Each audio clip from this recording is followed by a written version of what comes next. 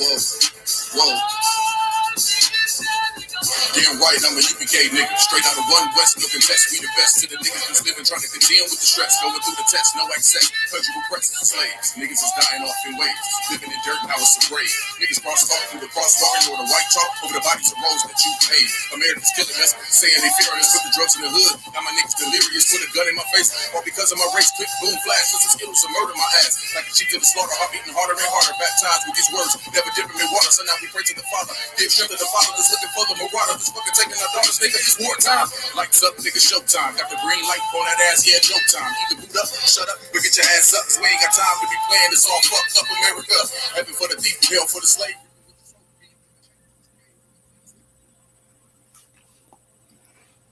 Yahaba Shem Yahshua Brakatan to the brothers.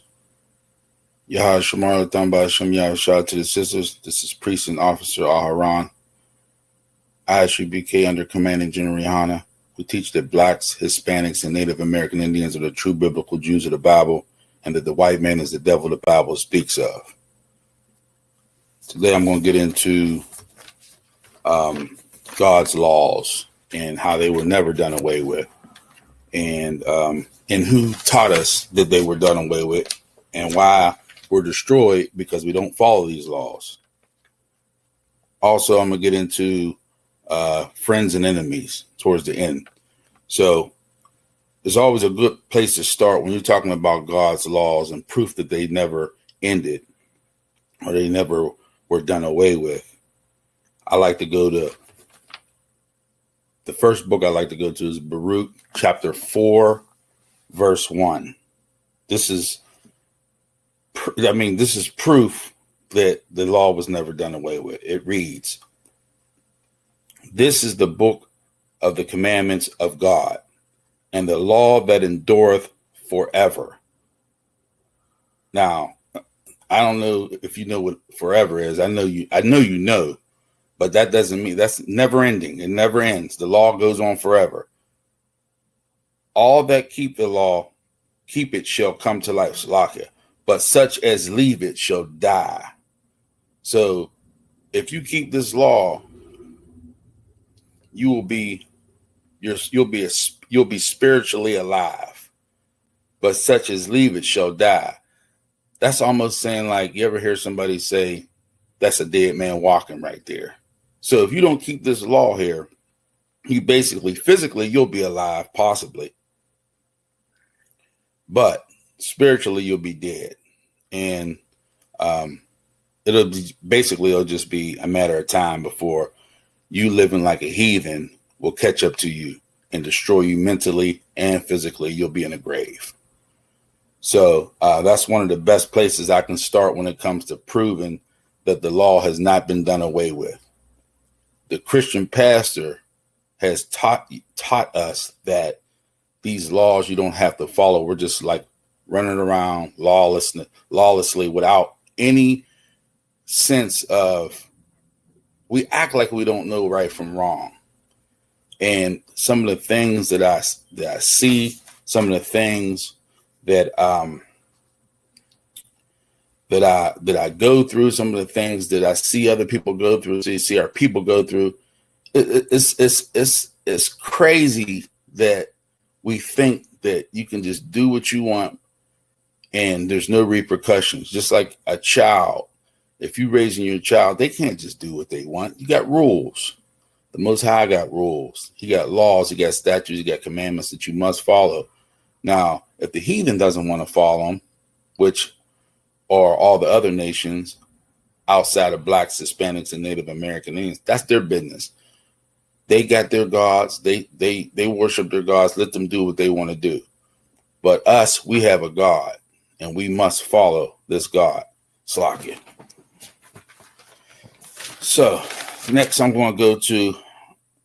We're going to go to Slakia.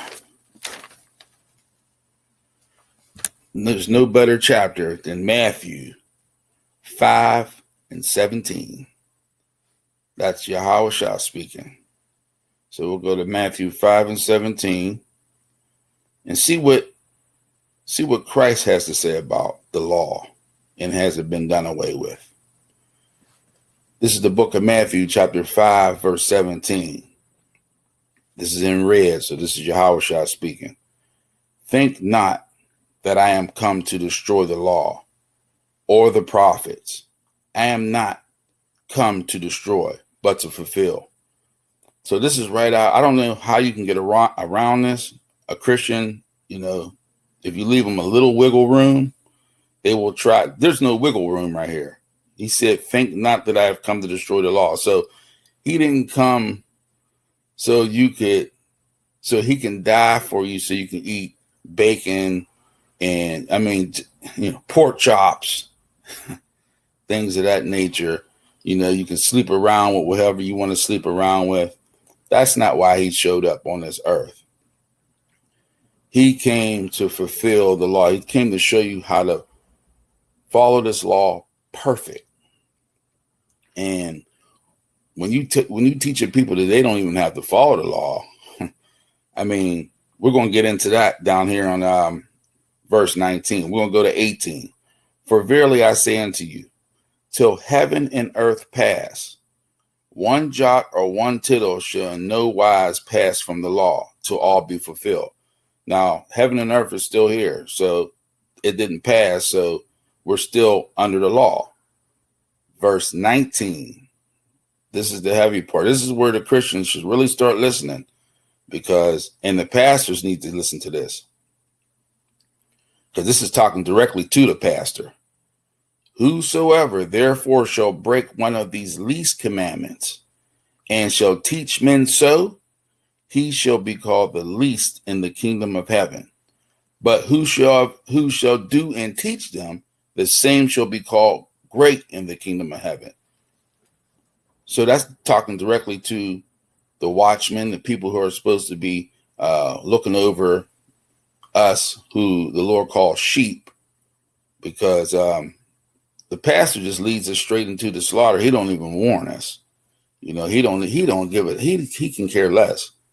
And he teaches to break the law. He doesn't teach like the ISUPK under Commander General Yohana teaches that you don't sin and you can be perfect. Like Christ said, you can be a perfect man or a perfect woman. And they don't teach that in church. They teach that, nobody's perfect. It's impossible to be perfect, in which they don't even know what perfect is. And it's sad because it's so hard to get people once they've been indoctrinated with this Christianity. And that Christianity is worse than crack, because once they get a taste of it, it's damn near impossible to get them to turn their life around. Now, it's only through the Most High that me and all my other brothers and sisters who are in the ISUPK changed their lives, turn their life around. But I used to be a Christian, so I can speak on this. There's no problem. I used to be a piece of garbage myself, but through the Most High, I was able to wake up. And somebody, another officer in this school, Priest Kwam Guam, passed me. The Most High gave him the information, and he gave it to me, and that's how I ended up in here. All right, so we're gonna let's go to James 4:4, and I like this James 4:4, Salakia. Here we go. This is the book of James, chapter 4, verse 4. Ye adulterers and adulteresses, know ye not that the friend of the world is enmity with God? Whosoever therefore will be a friend of the world is the enemy of God. So this is saying that if you want to be in the world, smoke weed, commit adultery, do all the things, if you just want to be a sinful person and be friends with this world, go to birthday parties, Christmas, Thanksgiving, Halloween. What's coming up? Halloween? Is that coming up? Halloween, you know, putting their kids in the fire at night. If you want to be friends with this world, you're going to be an enemy to the Most High. That's how it goes. You know, you can't be friends with this world. You have to show people the right way, and that's how it goes. I don't understand how you can see this in this book, and you're supposed to be, you know, you love God and all this other stuff, but you don't follow anything it says. I don't even, if you could just sin when you want to sin and do what you want to do, what's the point of even going to church? I don't even understand it. If you could just endlessly sin and there's no repercussions, or you're not afraid of the repercussions, that's what it really comes down to, then why even go to church? You can just do what you've been doing. Church ain't nothing but a workout half the time. You know, you're going to sing, you're going to dance, you're going to think about your grandma that passed away 20 years ago. You know, and once the music starts, they're going to play the music at the right time. You know what I mean? And know what keys to hit that touch your little mental and make you, you know, pull a tear out of you or get you to shake and dance. It's a joke. It's a hustle. You know what I mean? So we're gonna go. Let's see. Where can we go now? All right. Let's go to Ecclesiasticus. That's one of my favorite books, and prove and show you more proof that the Most High is not playing with with sinners and Slakia. And we'll start at Ecclesiasticus 12:6. It reads, "For the Most High hateth sinners." I'm going to say that again. Ecclesiasticus 12:6 says, "For the Most High hateth sinners, and will repay vengeance unto the ungodly, and keepeth them against the mighty day of their punishment." Thought God loved everybody. Because right here it says that he hates sinners. I mean, I don't know where, and that's the thing about the church. They don't even open the book. They say one verse out of that Bible, and they shut it faster than you can ever imagine. And then the song and dance comes. That's all they do. It's the same, same. Every time you go, it's the same technique, same thing you fall for. A lot of people just go to the church for the singing and the choir. They don't want no knowledge. You know what I mean? They scared this knowledge, but it says here that he hateth sinners. So again, there's no way around that. Most High don't love everybody, you know, and he never will. You know, you got to do right, and follow these laws, statutes, and commandments, and get in this body here in the ISUPK under command of General Yohana, and we'll teach you how to follow the law, just like I was taught, and still learning. But at some point, you got to turn from your wickedness, black man, Hispanic man, Native American man, and woman. Like, enough is enough. This is the weed smoking. Look at our children. Kids are destroyed. Nobody even wants to deal with them.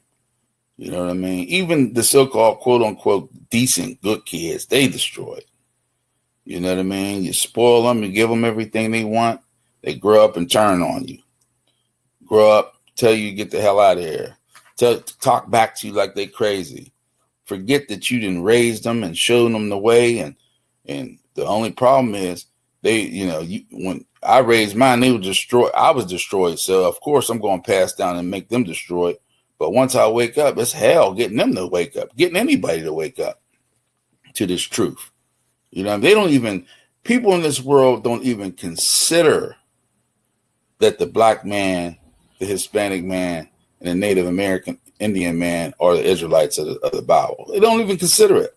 They looking into Africa and all these tribes, and they made movies, made up places of Uganda, whatever the hell it's called, with the Black Panther and all that. Man, we got a whole culture here we're a whole nation of people, a whole bloodline that we don't even know. We don't even, a lot of us don't even care. You know what I'm saying? But you'd rather just not know. The whole world knows where they come from. But blacks, Hispanics, and Native Americans don't. That's pretty sad. That goes, I don't know, was that Isaiah or was that 4-1 or where the master knows his crib? Slakia. Let me see if I could pull it up real quick.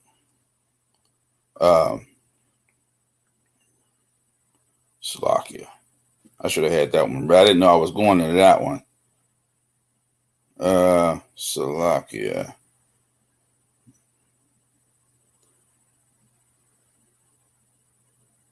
But Israel is what I'm talking about. No, if not.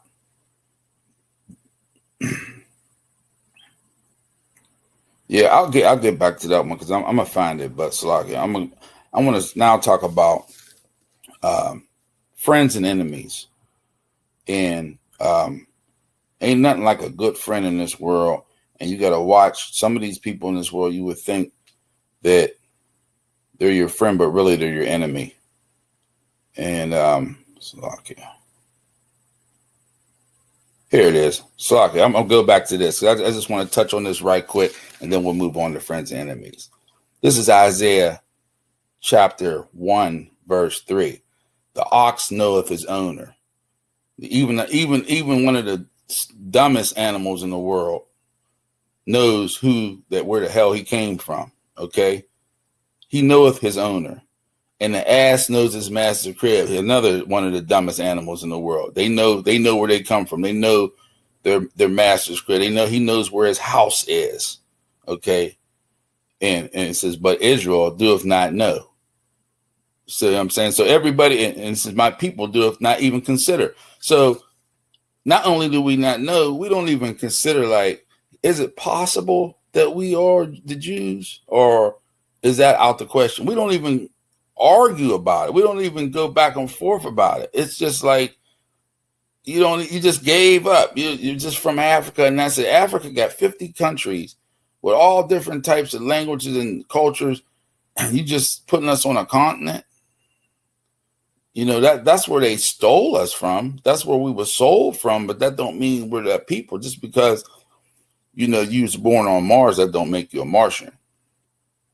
You know what I mean? So, all right, we're going to get into friends and enemies, Salakia.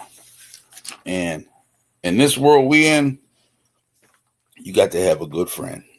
And because a good friend can teach you and show you the most important thing about a friend to me is if you're sinning, or if you're about to err or do something crazy or do something, or if you just don't even know. You might not know you sinning, or you might think you sinning and you're not. And that friend can show you, like these brothers in the ISUPK, they can show you and teach you, like, look, don't do that. Do this. This is what you're supposed to do. You know, I didn't know, Slakia, where I came in this truth. I thought it was just a Muslim thing that you wasn't supposed to eat pork. I'm like, you know, I didn't think nothing of it. I ate more pork than the law allowed. But as soon as I found out that we had a God, that was the first thing I did, was change my diet. That's the first thing I did. I changed. And Lord knows I ate more shrimp and crab and all that than anybody. But as soon as I found out that, damn, we ain't supposed to be eating that. Wait a minute. And that was the first thing, and that was the easiest thing for me to do. I cut it completely out. And then there's alternatives. You know what I mean? There's turkey ribs, beef ribs. So there's not much alternative to shrimp, crab, and lobster. But I mean, you win some, you lose some. What are you gonna do? You're going to be on the wrong side of the Most High so you can go to the Red Lobster, you know what I mean, and get inland shrimp, and scampi and all that, man. Come on. It ain't that serious. You know, or smoking weed. You want to get high. That's another problem that we got. Our children, it's like accepted that our kids, not only the adults, but the children is smoking weed. And that's accepted. It ain't no big deal. I'm like, wow. You know, I smell them, man. That stuff, it stinks so bad. I just say, damn, man. And then you wonder why everybody's out there damn mind. You don't know what kind of chemicals in that stuff, man. But so we're gonna get into friends and enemies. First scripture I'm gonna pull. We might as well stay at Ecclesiasticus since we're already here. We'll go to Ecclesiasticus. What is that? Salakia. 12 and 8. Ecclesiasticus 12 and 8 reads, a friend cannot be known in prosperity, and an enemy cannot be hidden in adversity. So when you prospering and y'all getting money, you know what I mean? Y'all, what they say, y'all, we leveling up. When y'all leveling up, when you leveling up, you know what I mean? You can't see who your friends and enemies are because everybody's partying, everybody's eating off of you. You know what I'm saying? And everything is going well. You know, just like these rappers or these boxers, they got this big entourage. Even football players, sports figures, especially when they're young, they partying, everybody's eating off them. You know what I mean? You can't see who your friends and your enemies are. You know what I'm saying? And but it says here, and an enemy cannot be hidden in adversity. So when you're going through something, you can kind of see who your enemies are because a lot of people won't even come to your help. They'll just sit there, watch you go through it, and you bring an issue to them, and you see what side they're on. Some enemies, they act like they're your friend. We'll get into that too. Let's go to Ecclesiasticus 13 and 21. This is still speaking on a friend and an enemy. 13 and 21.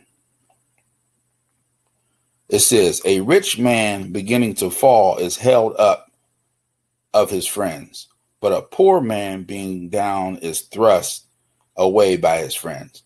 When a rich man is about to fall, man, everybody be trying to help him, and because he's rich, he can do things for you. He can give you money, and they don't want the party to end. So whatever a rich man needs, the people around him will always support him because he's rich, because they know it's going to come back to him some kind of way. But it says, but a poor man being down is thrust away by his friends. When a poor man's down, man, you can't even, Esau won't even give you a loan. He won't give you a loan. If you go in there and you ask him for some money to get back on your feet, even if you got credit, he'll look at you. You got to watch Esau. Esau be, man, but that rich man, he could default on the loan. He could do whatever he wants because he got money. They're always looking to get his money. The poor man can't help you. Can't help nobody. When he need help, his own friends are turning on him sometimes. You know what I'm saying? And Lord, you don't want to have to rely on the white man for no help. You know, and your own people won't even help you a lot of times. They'll leave you. You see how that go. We all been through that. Sometimes you might need some shelter. Sometimes you might need, some food, things of that nature, or just cash. And, sometimes a good friend is there for you, if they see you down and you need them. Let's skip down to, let's go to John 15 and 14. Let's see what this has. Let's see what we can get out of this one. This is a good one here. 15 and 14, Salakia. This is the book of John, chapter 15, verse 14. This is Yahweh Shah speaking. He says, ye are my friends, if ye do whatever I command you. No, Salakia. Read that again. Ye are my friends, if ye do whatsoever I command you. This is verse 15. Henceforth, I call you not servants, for the servant knoweth not what his Lord doeth, but I call you friends, for all things that I have heard of my Father, I have made known to you. That's what a friend does. He teaches you these laws, statutes, and commandments. That's what Christ did. He showed his disciples and the people that this is what my father, this is how our Father wants us to live. And he considered, us friends to show that knowledge, to us, or to give us that knowledge. Let's go to Slovakia. Let's go back to Ecclesiasticus. We got a few I want to read. We'll start at 4. Did we do 4 and 8? Yeah, let's do 4 and 8. Let's start at 6 and 7. Slovakia. This is the book of Ecclesiasticus, chapter 6, verse 7. If thou would have get a friend, prove him first, and not be so hasty to credit him. That's what I used to try to tell my kids. They say everybody was their friend at school. I said, listen, Slovakia.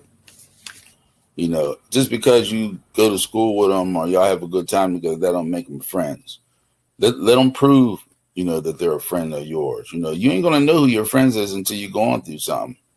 You know what I mean? That's your friend. Anybody could be friends with somebody who's, y'all having a good, y'all watching the football game and all this other stuff, going fishing. You know what I mean? But when tragedy hits or adversity hits, we'll see who your friend is. You'll see who your friend is. So we'll go down to 8. For some man is a friend for his own occasion. So they're only in it for their own benefit, basically, and will not abide in the day of trouble. That's like what I was just saying. When trouble hits, they dip. You know what I mean? Or they're not there for you when you need them. Verse 10. Skip down to 10. Again, some friend is a companion at the table, and will not continue in the day of thy affliction. So when you're going through something, you're going through pain and struggle and hurt, some will like back up off you, and they don't want to hear it. You know what I mean? I got my own problems, man. They ain't got, but that happens with all of us. But I see who my friends are, and that's the ISUPK under Commander General Yohana. I've seen with my own eyes that they are better friends or the best friends I've ever had, because my own family, will look at you sideways just for even speaking this truth. They don't want to hear it. They don't want to hear this truth. You can't even teach them nothing. But, when you're going through something, you take it to your family, they damn near don't want to hear. They want to see, some of them, I think, want to see you fall. Let's skip down to 14. A faithful friend is a strong defense, and he that have found such and one have found a treasure. You know what a treasure is. You come up on a treasure, that's what a friend is. You get all kinds of valuables in a treasure, valuable things in a treasure. You got diamonds, rubies, gold, cash. A friend is more valuable than that, or just as valuable. You can't even put a price on a good friend. You know what I mean? We'll skip down to 16, Slovakia. A faithful friend is the medicine of life. And they that fear the Lord shall find him. I found some friends, so I must fear the Lord. And ain't nothing like finding the Most High, fearing the Most High, because it'll stop you from doing a lot of things that you want to do. In the back of your mind, you may want to do some things. You may want, you may be thinking to sin, but when you fear the Most High, you think twice, because you know damn well what's going to happen, what could possibly happen to you. That's like your parents. If you fear your father and he tell you to get in his house by 10 o'clock, you're going to make sure you in there at 9:59. That's for damn sure. If you fear him. Now, if you don't fear him, you're going to come in at 10:30, 11:30. You're going to do what you want to do, like the Christians do. You know what I mean? Christians do what the hell they want to do.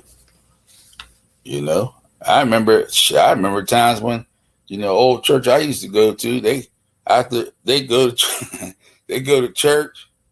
You know what I mean? That's what they used to do. Go to New Year's Eve church and bring the New Year's in at the altar. then they go back to somebody's house and blow more weed than you can ever imagine. What the hell are you in church for? You think that matters, that you going to church, and then soon, on the other hand, as soon as the clock strikes 12:01, you out the door smoking bomb. Come on, man. That's nonsense. This is becoming nonsense. All right, let's go over here and let's talk about some enemy, your enemies. And when I say friends and enemies, a lot of this means it can be, you're really not supposed to have any enemies in your own nation. So blacks, Hispanics, and Native Americans, we're not enemies to each other. But if you are against the Most High, then you're an enemy of the Most High. That means you're an enemy of ours. But at the same time, we still are supposed to bring you up out of the dust like we got brought up out of the dust. So it's our job to fish you out, like Christ said, I'll turn you into a fisher, paraphrasing, turning you into a fisher of men. So that's our job, and to expose the truth and expose lies. So we're gonna go over here to, let's go to Ecclesiasticus. Let's go to 12 and 10. And it reads, the book of Ecclesiasticus chapter 12, verse 10. Never trust thine enemy, for like as iron rusteth, so is his wickedness. You never trust Esau. You never trust any of these heathens. Never. You do business with them and get lost. I mean, trusting your enemy, you're a fool. They look at you like a fool anyway when you trust them. You're always looking at a way to get over on you. It hurts my soul every time I got to go into one of these corner stores or gas stations, man. You get depressed every time you get to spend money with these heathens, man. Stock here. So let's go to 12 and let's skip down to 13. Set him not by thee, lest when he have overthrown thee, he stand up in thy place. Neither let him sit at thy right hand, lest he seek to take thy seat. And thou at the last remember of my words, and be pricked therewith. Let's go to 14. So one that goeth to a sinner and is defiled with him in his sins, who will pity? So if you're going to hang out with somebody that smoke weed, and then all of a sudden you start smoking weed, ain't nobody going to feel sorry for you, man. You got to cut that off. You can't hang with the same people, that you used to hang with, or, you have to change your ways because you want to gamble, and be around all that sin all day. That's especially if you're weak and new in the truth. You gotta or you're a young man or trooper and you trying to do right. Stay away from your old friends and places. I mean, I'm not saying you can't be associated with them, but everything they want to do is going to be sinful. They're going to want to go to birthday parties. They're going to want to do, go out, go to strip clubs, smoke weed. Everything they do is going to be sinful. So you kind of got to change your ways. You got to kind of you can maybe hang with them, but not hang with them. But you can, you just have to curb it. Slakia. So we're going to go to 16. An enemy speaketh sweetly with his lips. You know what I mean? But in his heart, he imagineth how a way to throw thee into a pit. That sounds like Esau. But will weep with his eyes, but if he find opportunity, he will not be satisfied with blood. That's he's waiting for any opportunity for you to fall so he can, put on a little grin and have you destroyed. But he plays like he's your friend. But all these heathens, they really your enemy. The Lord says they're our enemy in Deuteronomy 28:68. He called Esau our enemy. So I'm not saying you can't be nice to them or anything, but you can't be friends with any of these heathens because they'll They're always looking for a way to overthrow you. Verse 17, if adversity comes upon thee, thou shalt find him here first. You know what I mean? And he pretend to help thee, yet he shall undermine thee. So that's like, it says if adversity comes upon you, you get in a car accident. He calls the tow. He's the first one on the scene. Everything all right? You know what I'm saying? He's the first one there. You know what I mean? He's the first one there. It says, thou shalt find him there first. And then he'll pretend to help you. He'll call a tow truck for you. You know what I'm saying? Then it says, yet shall he undermine thee. But when you get to your car, all your belongings is gone. Yeah, that's what happened to my son. He said, I don't know. I ain't see nothing in there. That's how they do you. Play like, hey, I'll tow your car, towed your car, and then you get the car, everything's out of it, missing. So you got to be careful with that. Let's go to, I got a couple more in Proverbs about a friend and an enemy, Salakia. We'll go to Proverbs 14 and 20. Okay, this is the book of Proverbs, chapter 14, verse 20. The poor is hated even of his own neighbor, but the rich have many friends. And that's true. People love, I don't know what it is, but poor people hate poor people. Rich people hate poor people, but poor people love rich people. I don't know why. I don't know why, because rich people don't do nothing for you. They can't stand poor people because they always think, oh, I got it a certain way. They got to get theirs. You know what I mean? But the whole reason you got that money, you can't take it with you. You're supposed to help your people with that money. These rappers and these especially the ball players, man, they get sick money. And these entertainers, it's like, man, you're getting all this money, and what are you doing with it? All they can think of doing is being a sexual deviant. That's number one. They got to do that. They got to have all the hoes, and they got to do drugs with it. They smoke and snort and drink all the money away. They buy prostitutes, do all kinds of devilish things when it comes to that. And then their money's gone, and now they back in the hood and want you to feel sorry for them. I mean, $100 million contracts and things like that, and they don't, they may do a little something here and there, but man, all these ball players, they come together, you can do some major damage. Get the money to Commander General Yohana, he'll show you what to do with it. You know what I mean? Quit giving money to, these charities that, I don't know if they're embarrassed. You got to know the UPK by now. So, give Commander General Yohana the money. And he'll show you where to spend it and how to help people, how to help our people, Blacks, Hispanics, and Native American Indians. But they're afraid to lose that contract. That's what it is. All right, we're going to go to Proverbs 17:17. It says, a friend loveth at all times, and a brother is born for adversity.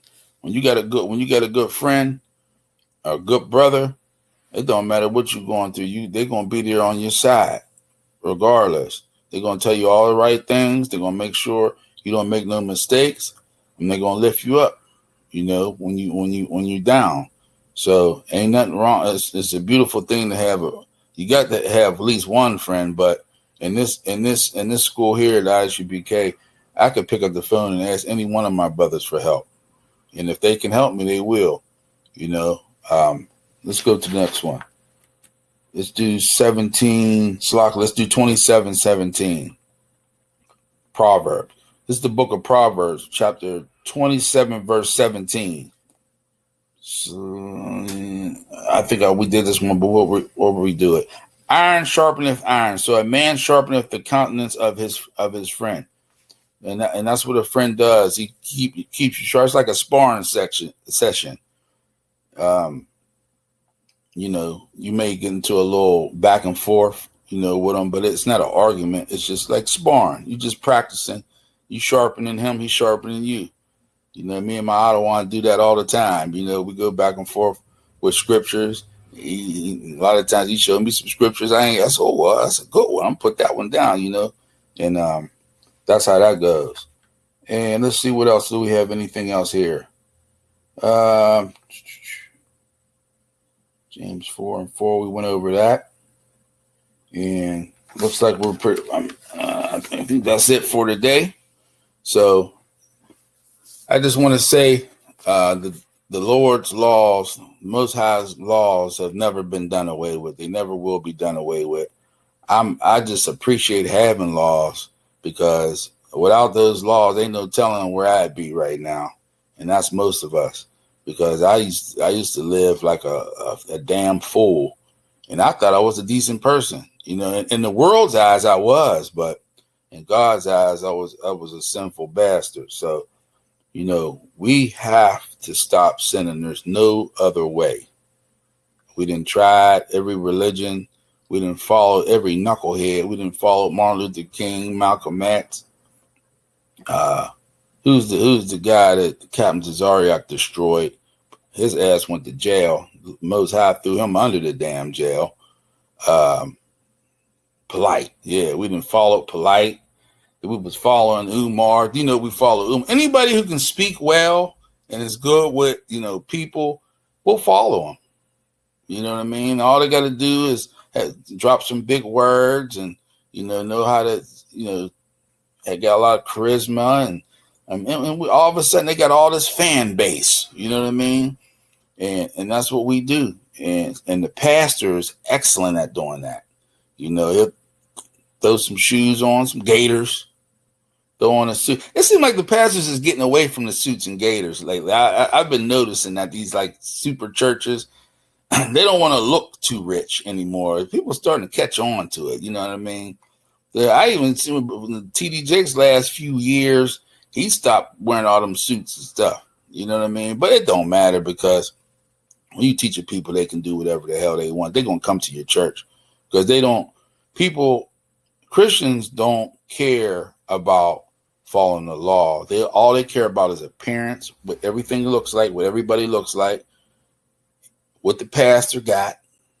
And so they say, well, the niggas on the corner with the boots and braids, the Lord can't be with them, because where's their Cadillac?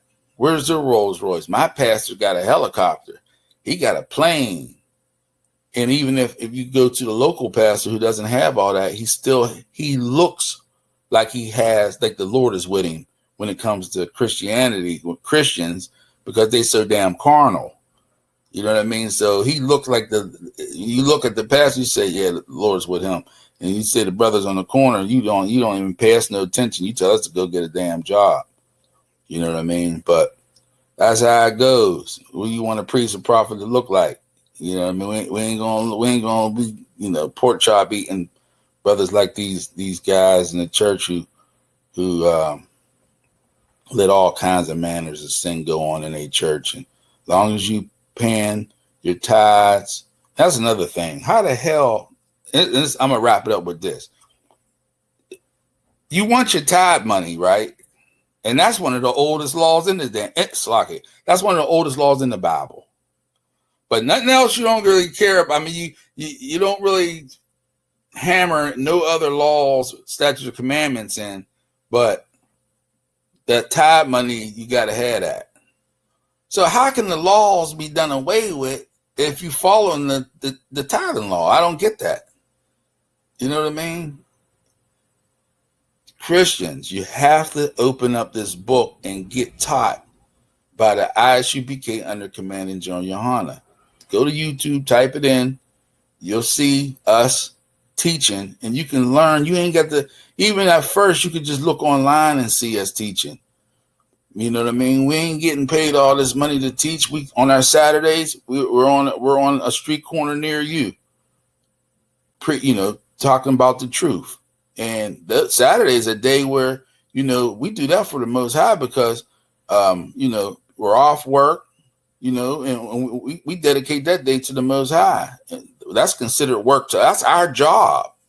What we do for a living, as far as whether you work at this place or that place, that's just to put food on the table and a roof over here. Our job as a priest and a prophet of the Lord is to fish our people out of this hell we in and spread this truth to the point where this truth is going to be eventually not only all over the world, which we got schools in every city and state and across seas, but eventually this is going to be the go-to. Christians will be the minority, and ISUPK under Commander General Yohana will be the majority. And that's when you see the earth will change. Our women will stop being whores. Our women will stop sleeping with each other. A woman will cover herself up. A woman will come into the school or to the church, whatever you want to the school, shut her damn mouth. If she got anything, she could talk as far as she got questions to ask, but she ain't going to be trying to put authority over a man or nothing like that. And if she got any questions, she asks her husband. That's how the game goes. They ain't going to be around. You can't run around these schools we got. You're going to sit your ass down. The men, they're going to pull their pants up. They ain't going to be homosexuals. They ain't going to be smoking weed.